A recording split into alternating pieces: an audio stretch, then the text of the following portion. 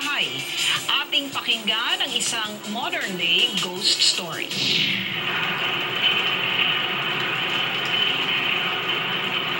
Ito ang ancestral house ng pamilya Salazar na itinayo pa noong taong 1800s. Sa unang tingin, iisipin mong ordinaryong lumang bahay. Pero ang istorya, nababalot sa kababalaghan sa tuwing kumakagat ang dilim.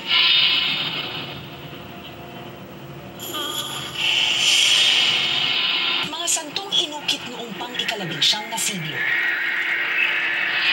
Mga lumang larawan at kagamitan.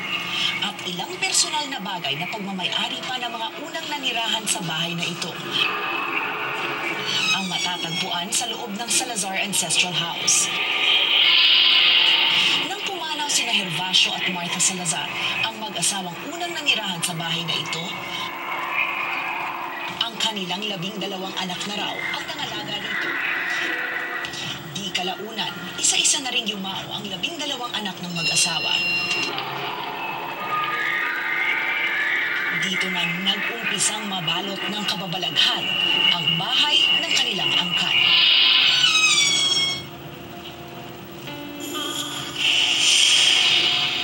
May mga kaluluwa raw na gumagala sa loob ng ancestral house.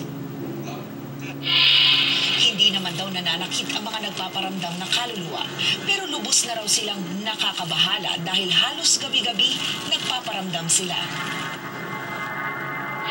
Ang 68 taong gulang na kapitbahay ng mga Salazar na si Aling Magdalena, maraming beses na raw nasaksihan ang pagpaparamdam ng mga kaluluwang ito. Ako'y napadungan sa bintana, kakaiba, Diyos ko, ano ba ito? Alas 2 na madaling araw. Yung sa nakita ko noong dito, madilim. Tapos yung mga nakita kong parang mga taong isip may nagsasaya sila. Natatakot. Paliwanag ng isa sa mga apo ng mga Salazar na si Cora, talagang may mga kaluluwang namamalagi raw sa loob ng bahay. Dahil maging siya, nakaranas ding panindigan ng balahibo sa tuwing mamamalagi sa bahay ng kanilang ba? So nung isang beses nga, natulog ako dito, may narinig ako nagwawalis. Alas 2 ng umaga, may nagwawalis. Mahilig magwalis sa madaling araw. So hindi naman ako natatakot kasi siguro akala nila, buhay pa sila, yung mga dati nilang ginagawa pa rin.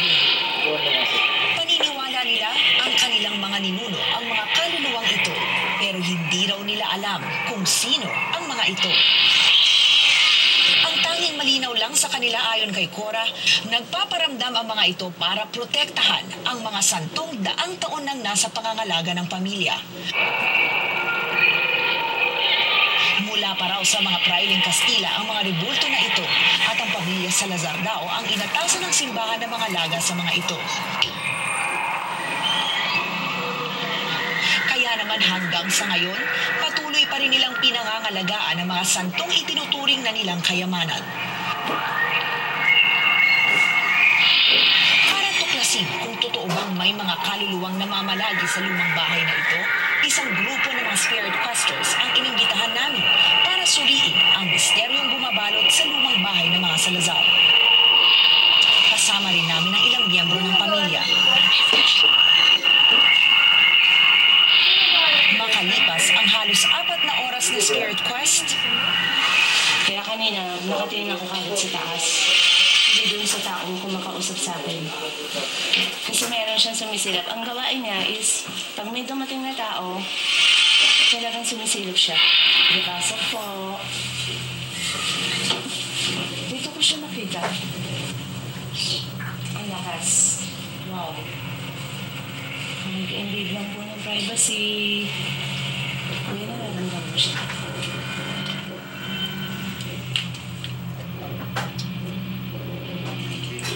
Natin. Magic na hindi ako. Yung gamit. Ang gamit.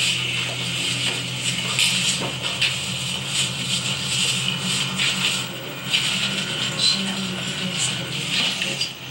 Hindi siya madetect. Ano naman siya? Ang galing ito eh. Ano itong likod? May ilog ba dyan? Meron bang ano dyan? Bahay. Bahay lang din. Okay. So may nalilitect siya energy somewhere here sa baba. kasi na dapat ikatakot or gawin na cleansing. Kasi member din ng family yon.